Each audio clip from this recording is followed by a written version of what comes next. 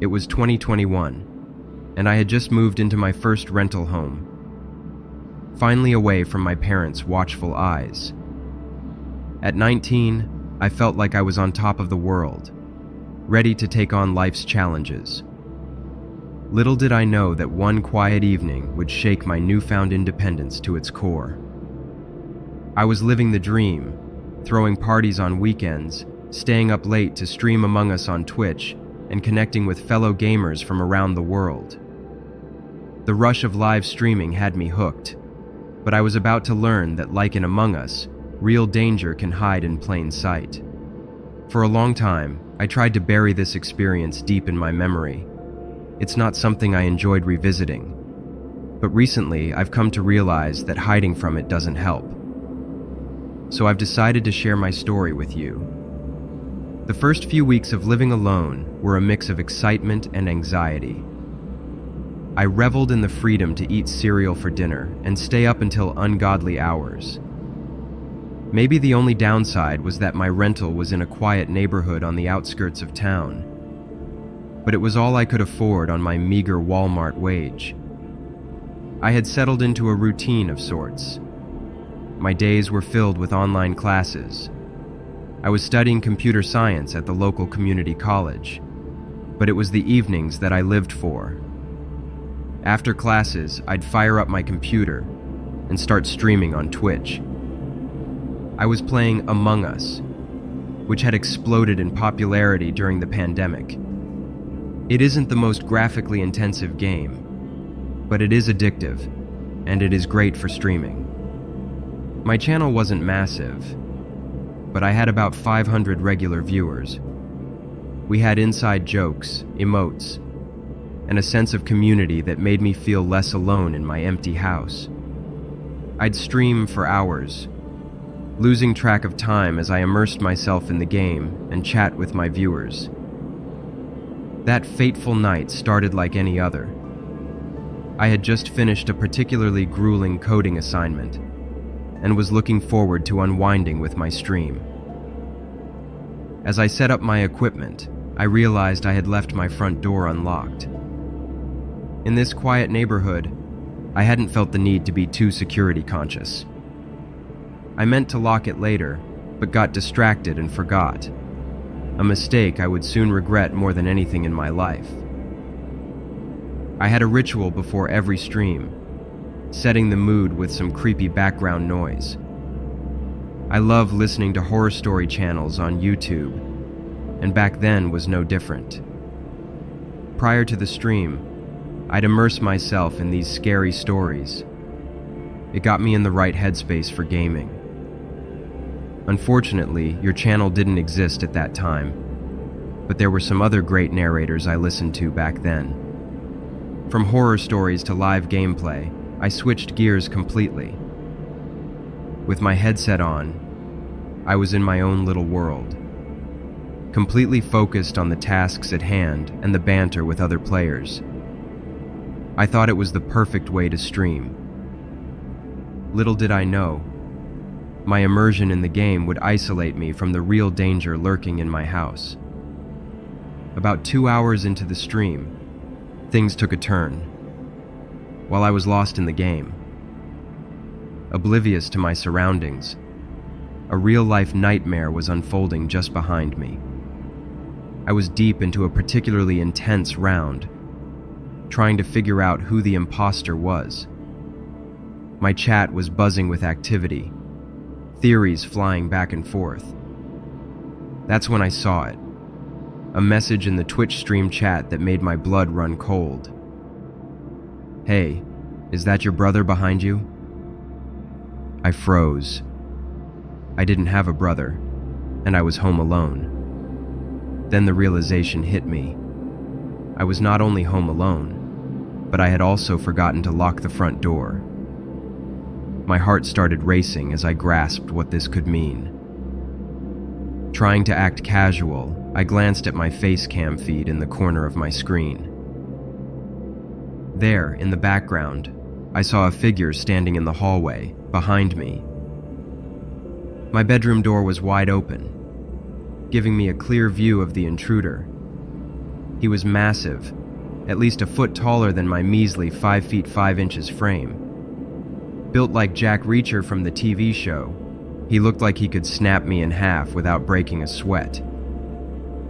But what really sent chills down my spine was the glazed look in his eyes. He seemed high as a kite, swaying slightly as he stood there. In that moment, I knew I couldn't confront him. I was nothing but skin and bones compared to this giant. I had to think fast. The bedroom window was my only escape route. Without a word to my viewers, I yanked off my headset, making a dash for the window. It was already open, a stroke of luck I'm grateful for to this day. As I tumbled out onto the grass, I heard heavy footsteps entering my room. I didn't look back, just ran as fast as my legs could carry me to my neighbor's house. They were an older Asian couple, the Wongs, who'd welcomed me to the neighborhood. Mrs. Wong opened the door, took one look at my terrified face, and ushered me inside. Mr. Wong called the police while I huddled on their couch. By the time the cops arrived, the intruder was long gone. They searched my house but found nothing. No broken windows, no stolen items, not even a single fingerprint. It was as if he was never there. The officers were skeptical at first, probably thinking I was just a young man who was telling tall tales. But when they reviewed the stream footage, they saw the blurry shape in the background, confirming my story. I spent the next few days in a daze. My parents wanted me to move back home, but I stubbornly refused. I wasn't going to let one scary incident rob me of my independence. I took a brief hiatus from streaming. I still have no clue what that man wanted, or why he was in my house.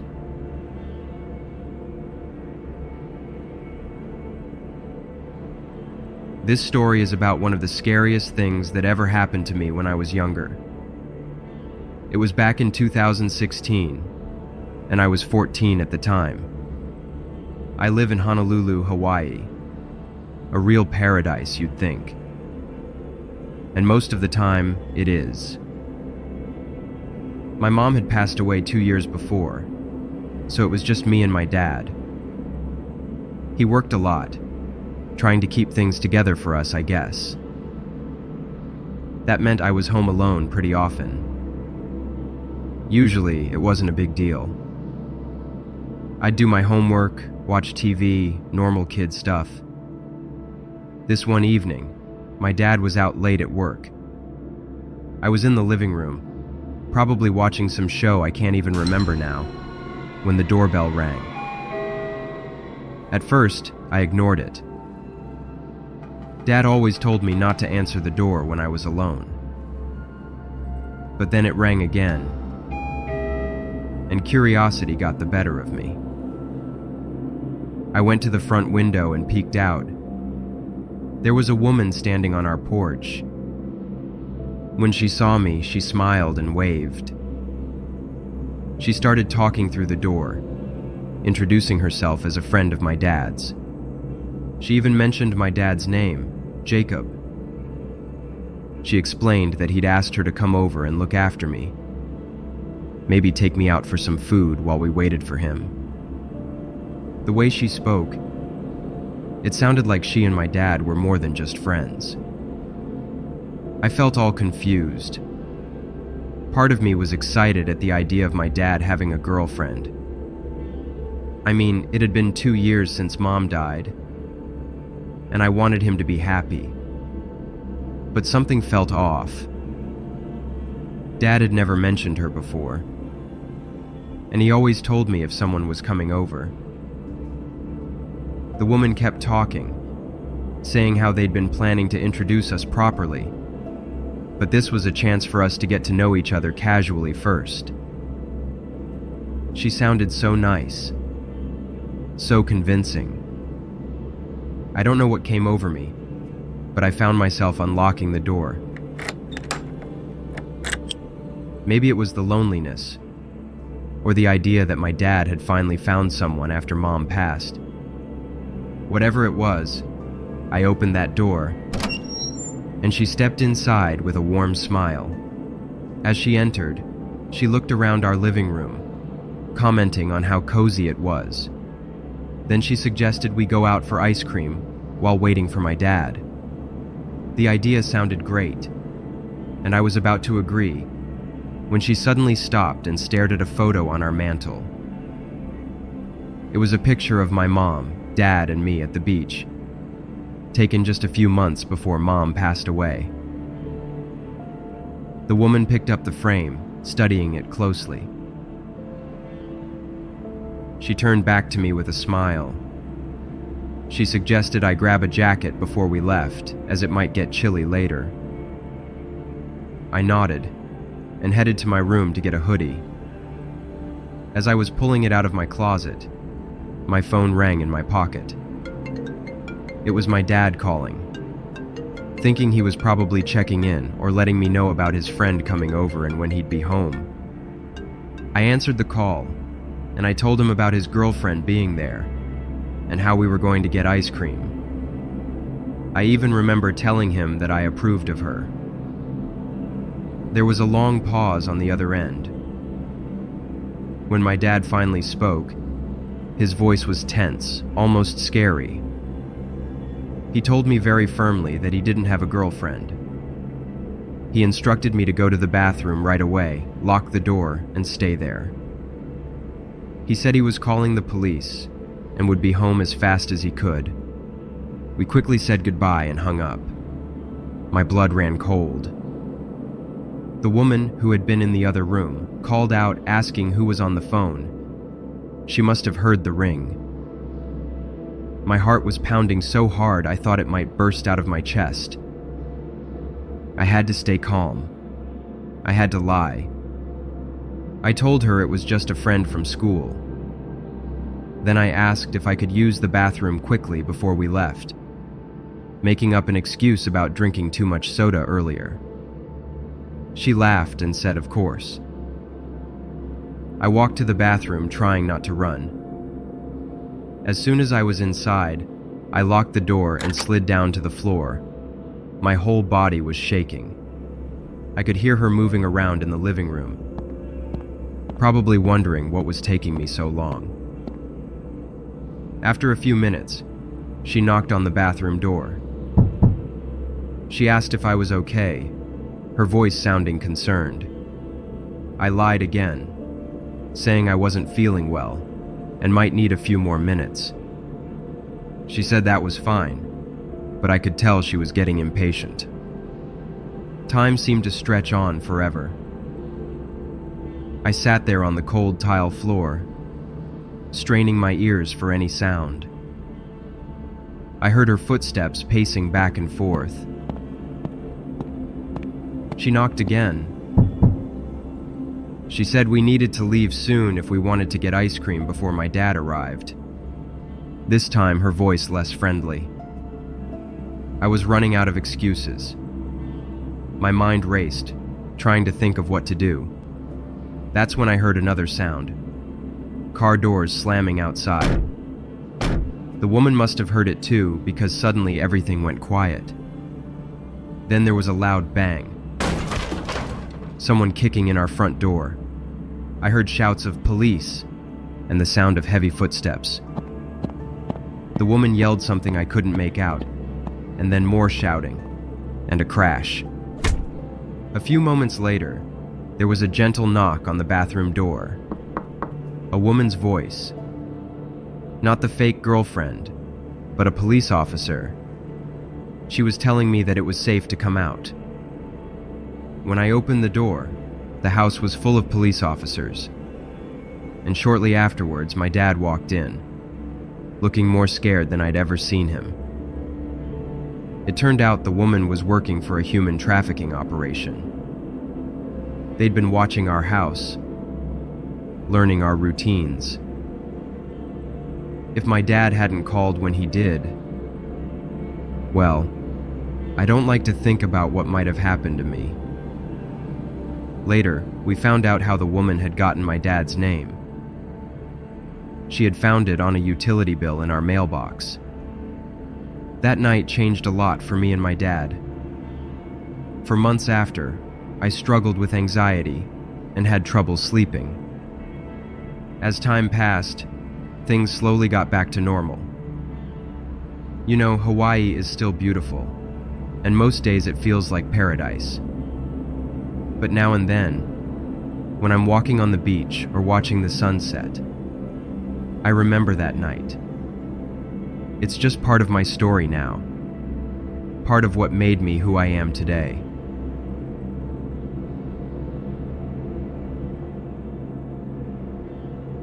This happened a long time ago when I was still in school, just a week before my 12th birthday.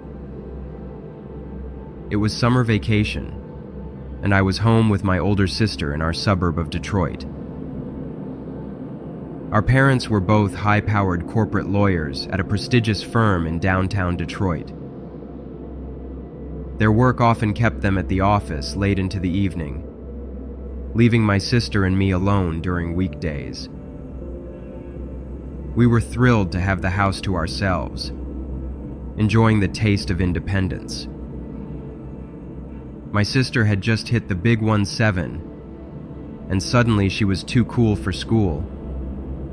Or more accurately, too cool to hang with her lame little sister. Even though she was supposed to keep an eye on me, she bailed to meet her friends. I felt a knot in my stomach as she walked out the door, leaving me alone in our quiet suburban house. The house was emptier and eerier without her presence. It turned out, in her rush to leave, she had forgotten to lock the front door. I curled up on the couch, losing myself in the flicker of the TV screen. Time flew by, and before I knew it, it was getting dark outside. As dusk settled in, nature called, and I reluctantly peeled myself off the couch. Halfway down the hallway, a sound froze me in my tracks. The front door creaked open, the noise echoing through our quiet house. My first thought was of my sister. She must be cutting it close to our parents' arrival. They'd be home from work in an hour or two, and she'd promised to be back before then, as she didn't want to get in trouble for leaving me home alone. Relieved at no longer being alone, I quickened my pace towards the living room, ready to tease her about her timing.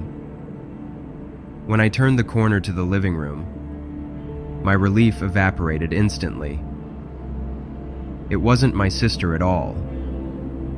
It was Brian, a man in his 50s from our neighborhood, known for being a bit slow and having a history of inappropriate behavior, which I don't want to go into details about. Brian had always been a source of discomfort, but never a real threat, until now. My heart was racing as I tried to stay calm and think of what to do. I quickly ran into my parents' bedroom and locked the door behind me. It was the farthest room from the living room, with a solid lock on the door. While I was in there, I could hear him moving around in the house. I heard him walking down the hallway, and then I heard a knock on the bedroom door. My body was paralyzed with fear as I heard Brian trying to coax me out. He was saying he just wanted to talk, that we could hang out. I knew Brian had always been seen as harmless before, just a bit odd, but not this time.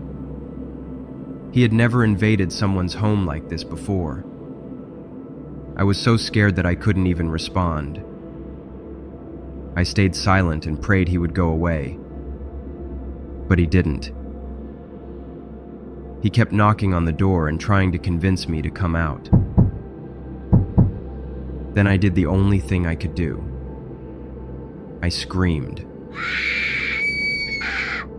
I screamed as loud as I could, until my voice gave out.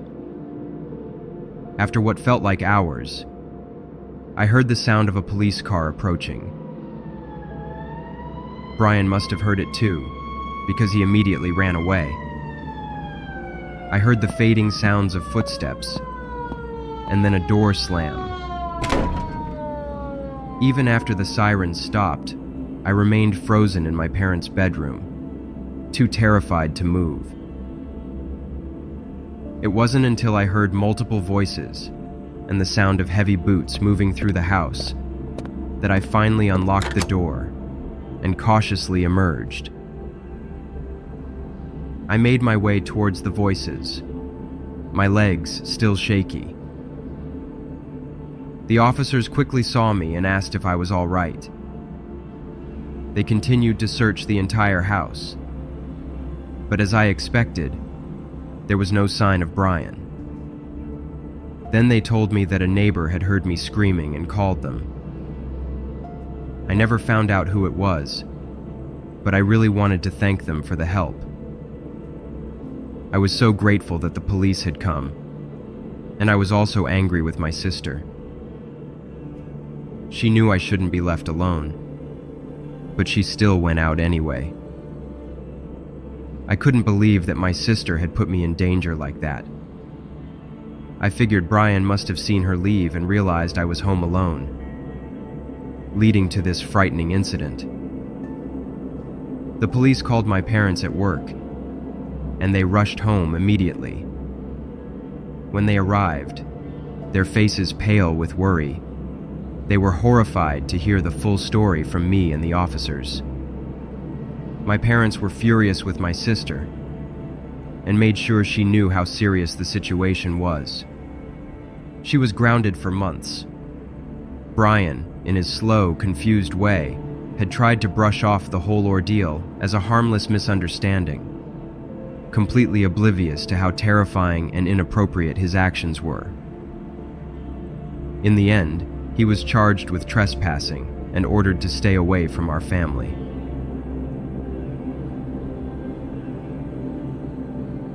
Last year, this terrifying event occurred. I live alone in my brownstone in Brooklyn. I was watching a Friday night Yankees game. During a commercial break, an ad for some fast food chain came on. It made me realize just how hungry I was. I decided to order from Benihana through the DoorDash app. I love their hibachi chicken rice and pork gyoza. I placed my order, selecting the leave at door option. The app said it'd be about 30 minutes. Perfect. Just enough time for a quick bath. I'd been putting it off all day, and now seemed like the ideal moment. I left the game on and headed to the bathroom. The warm water felt amazing. I lost track of time, enjoying the steam and the quiet. When I finally stepped out, I realized I'd forgotten to bring clothes with me. No big deal. I'm alone, and my bedroom's just across the hall. I wrapped a towel around my wet hair and opened the bathroom door, ready to dash to my room. As I stepped into the hallway, I could still hear the game on the TV. The crowd was cheering loudly. I heard a coughing noise from the living room that didn't sound like it was coming from the TV. My heart started racing. I covered myself with the towel, removing it from my hair, grabbed my baseball bat that stood a few steps away in the hallway.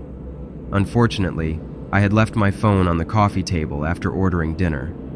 I peeked around the corner into the living room, and there he was, the delivery guy, sitting on my couch, eyes glued to the game. I froze. Here I was, almost naked, with a stranger in my house. He must have heard me because he turned and saw me. His eyes went wide, and he jumped up, spilling my food all over the floor. He stammered an apology, explaining that he had knocked, but there was no answer. And he could hear the Yankees game. He said he was a big Yankees fan and just wanted to check the score real quick. since the door was unlocked. He'd brought the food in, intending to leave it on the table, but then got caught up watching the game. I was too shocked to speak. I just pointed at the door, and he ran out, leaving my spilled dinner behind. Once he was gone, I slammed the door shut and locked it. I contacted DoorDash customer service, who were horrified and assured me they'd handle it. The next day, Benihana's manager called to apologize and offer free meals. I appreciated it, but haven't been able to order food delivery since then.